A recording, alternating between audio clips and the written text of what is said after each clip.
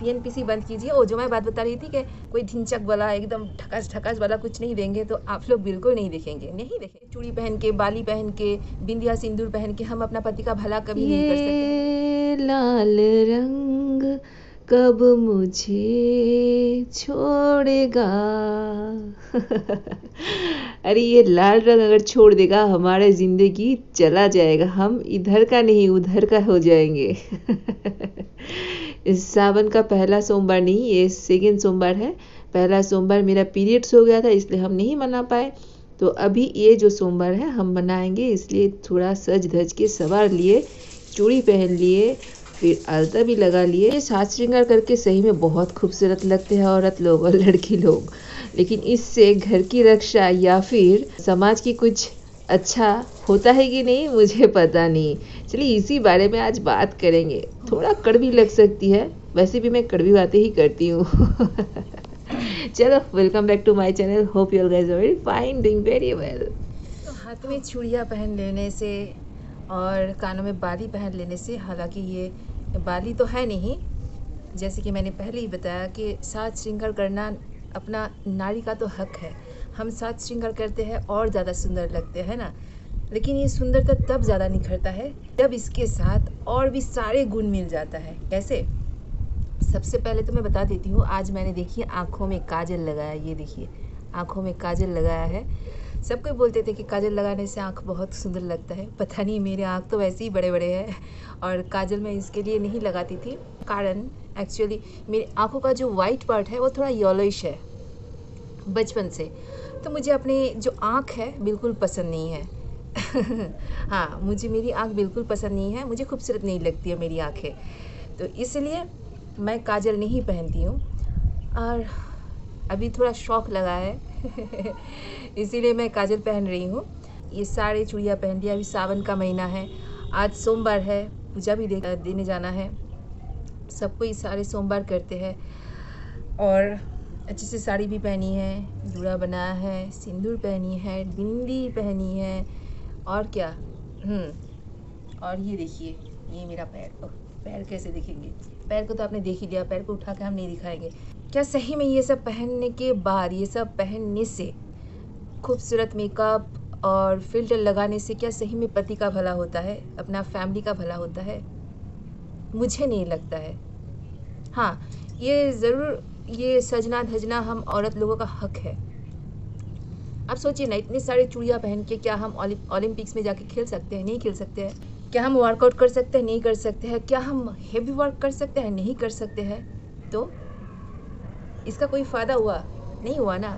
ये सिर्फ सुंदरता के लिए है, और ये जो सुंदरता है ये हमारे पास, किसी के पास भी पूरा जीवन भर नहीं रहेगा, उम्र भर नहीं रहेगा। ये जो सुंदरता है ये पूरा उम्र भर तभी रहेगा जब हम अपने हाथों से अपने लिए, अपने परिवार के लिए कुछ फिनेंशियली अरेंजमेंट करके रखेंगे, मतलब सेल्फ इंडिपेंडेंट होंगे। आप बोलोगे कि आप तो कुछ करती नहीं हो। जी, मैं पहले करती थी, अभी कर रही हूँ ना, आप लोगों के लिए, हमारे फैमिली के लिए, मेरे फैमिली के लिए। ये यूट्यूब में आई हूँ ना, कर रही हूँ। तो सज धज के बैठने से कुछ नहीं होता है। भगवान शिव के जो अर्धांगिनी थे, माता पार्वती, वो अर्धांगिनी थे। हम अर्धांगिनी क्यों कहते हैं? कि आधा आधा सारे काम बांट लेंगे। आप लोगों ने देखा होगा कि माँ सरस्वती जो है, एक हाथ में पुस्तक लिए है और एक हाथ में बीना लिए है। क्यों? क्योंकि विद्या भी चाहिए, उसके साथ हमारे साथ जो है सबके पास आर्ट्स का नॉलेज भी होना चाहिए।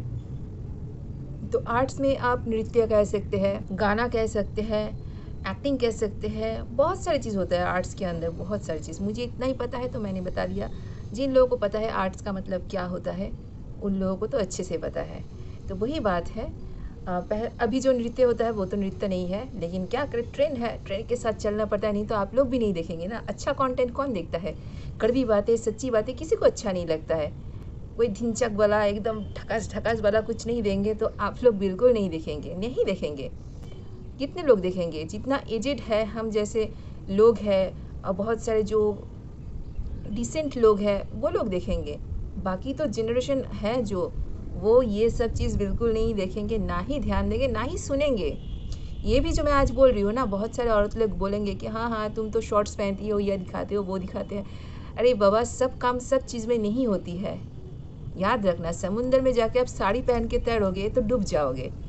बात वही है, जब काम करने जाओगे, जो औरत लोग साड़ी पहन के काम करते हैं, मैं सैल्यूट करती हूँ उन लोगों को, सही में बहुत बहुत टफ है। तो इसी लाइफ को इजी करने के लिए आप जो कंफर्टेबल है, जिसमें कंफर्टेबल लगता है वही पहनो, वही पहन के काम करो, लेकिन करना पड़ेगा। मुद्दे की बात यही है कि ये चूड़ी पहन के, बाली पहन के, बिंदिया सिंदूर पहन के हम अपना पति का भला कभी नहीं कर सकते हैं, नहीं अपने फैमिली को अच्छा कोई परवरिश दे सकते हैं, नहीं दे सकते, अपने बच्चे को भी नहीं दे सकते। अभी जो ज़माना है, पहले से ही माता लक्ष्मी को देखिए, माता लक्ष्मी तो खूब सेल्फ इंडिपेंडेंट है ना। बाकी सारे भी जितने भी देवता है, माता लक्ष्मी की आराधना करते हैं। क्यों करते हैं? धन के लिए। तो धन की देवी है। और हम अभी औरत लोग देखिए, हम अपने धन के लिए, पैसे के लिए, एक एक पैसे के लिए अपने पति के सामने हाथ फैलाते हैं, अपने पिता के सामने हाथ फैलाते हैं, अपने बेटे के सामने हाथ फैलाते हैं। क्यों? आराधना करते हैं माता लक्ष्मी की, जो धन की देवता है। और विद्या के लिए भी एक औरत के सामने ही हमको नमन करना पड़ता है।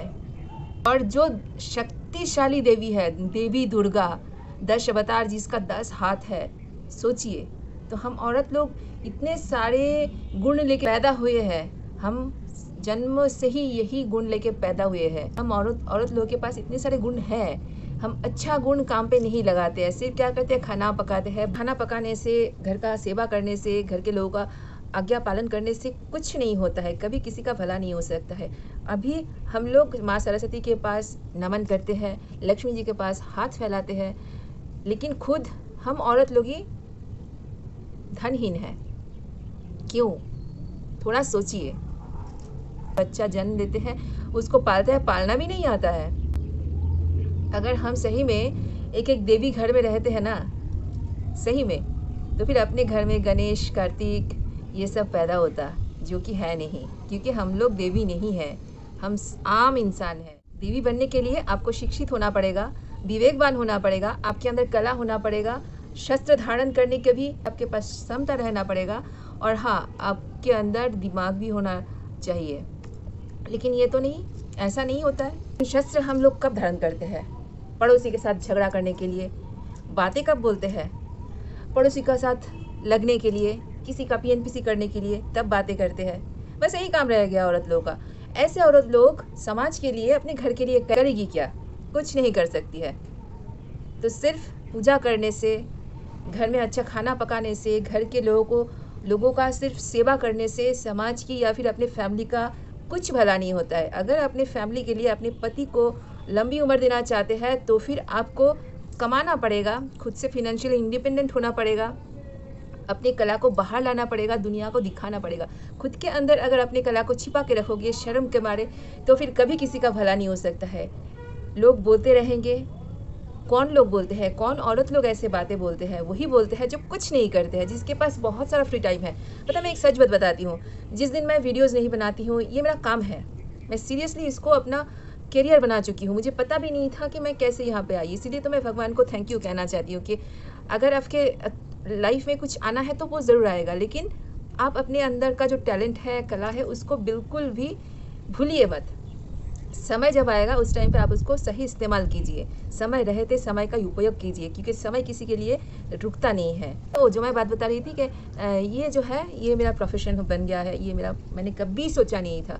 मैं तो यूट्यूब में आई थी कि मेरे साथ मेरे पेरेंट्स नहीं है, मेरे सास ससुर नहीं है, कोई नहीं है। मैं बहुत बुरी लड़की हूँ, बहुत बुरी बहू हूँ और बहुत बुरी औरत हूँ। तो इसीलिए मेरे साथ कोई नहीं रहता है। और सबसे बुरी आदत मेरी क्या है पता है? मैं एकदम सामने सब कुछ बोल देती हूँ। बहुत कड़वी बातें बोलती हूँ, मीठी बातें बिल्कुल भी नहीं बोलती हूँ। मजाक मैं बहुत करती हूँ, बहुत ही गंदी तरीके से। नहीं तो कैसे मेरे पतिदेव मेरे साथ रहते, बताइए। बात छोड़िए। तो इसीलिए मैं यहाँ पे आप लोगों के साथ शेयर करने आई थी मेरे थॉट्स, मेरे जो सोच है दुनिया के प्रति, मेरे खुद के प्रति, ये सब शेयर करने के लिए आई थी और सोशल अवेयरनेस फैलाने के लिए मैं आई हूँ। पता नहीं, जब भी मैं कुछ देखती हूँ उसको बहुत गौर से देखती हूँ, सोचती हूँ, एनालाइज करती हूँ, उसके बाद आप लोगों के साथ बात करती हूँ, आप लोगों के साथ शेयर करती हूँ। तो जिस दिन मैं काम नहीं करती हूँ उस दिन सही में मैं पागल हो जाती हूँ। तो इसीलिए बोलते हैं खाली दिमाग शैतान का दिमाग है। जब मैं अपने आप को बहुत ज़्यादा बिजी रखती हूँ, घर में कोई नहीं है, घर में कोई नहीं रहता है, सुबह सुबह काम पे निकल जाता है, लेकिन फिर भी मेरे पास टाइम नहीं रहता है। क्यों नहीं रहता है? क्योंकि मैं खुद को बिजी करके रखती हूँ, आप लोगों के लिए, मैं खुद के लिए, समाज के लिए बिजी करके रखती हूँ।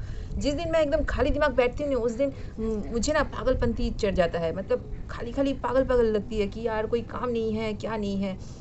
मुझे कभी भी दिल नहीं करता है कि बाहर जाके पीएनपीसी करे या फिर उसके बारे में बोले, इसके बारे में बोले, या फिर मेरे घर के बारे में ज़्यादा डिस्कस करे। ऐसा कुछ नहीं है, ऐसा कुछ भी नहीं मेरे दिमाग में आता है।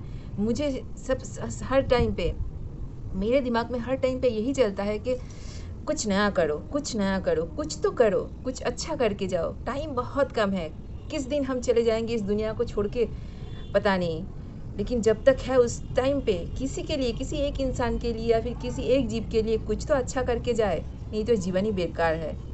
तो इसलिए सोचा कि चलो आप लोग के साथ थोड़ा शेयर करते हैं। तो असल में अगर आप शिव जी का सेवा करना चाहते हैं तो प्रकृति का रक्षा कीजिए, घर में अच्छे से रहिए, बाहर काम कीजिए। माता पार्वती ऐसे ही शिव जी के अर्धांगिनी नहीं बने थे, वो उसका अर्धांगिनी इसीलिए थे क्योंकि वो शक्ति थे, आधा हिस्सा उनका शक्ति थे। शिव शक्ति के बिना बिल्कुल नहीं चल सकते हैं, तो ऐसे ही अपना संसार भी चलता है। तो आप लोग अगर अपना शिव का रक्षा करना चाहते हैं तो आपको शक्ति बनना पड़ेगा, और शक्ति बनने के लिए फिनेंशियली इंडिपेंडेंट होना पड़ेगा। आपके अंदर का जो कला है उसको भी बाहर निकालना पड़ेगा, उसका इस्तेमाल करने पड़ेगा। तो चलो आज के लिए इतना ही, फिर मिलेंगे। Till then bye bye, love you all, जय जगन्नाथ, हर हर महादेव। और सावन के महीने में आप लोग अच्छे से पूजा कीजिए, सेवा कीजिए, ठीक है। जो लोग मंदिर में नहीं जा सकते, घर में ही किसी कोने में कहीं पे भी जाके बैठ के या फिर चलते चलते ही महादेव का शरण कीजिए और प्रकृति का सेवा कीजिए। देखिएगा महादेव आपका बात ज़रूर सुनेंगे और आशीर्वाद भी देंगे।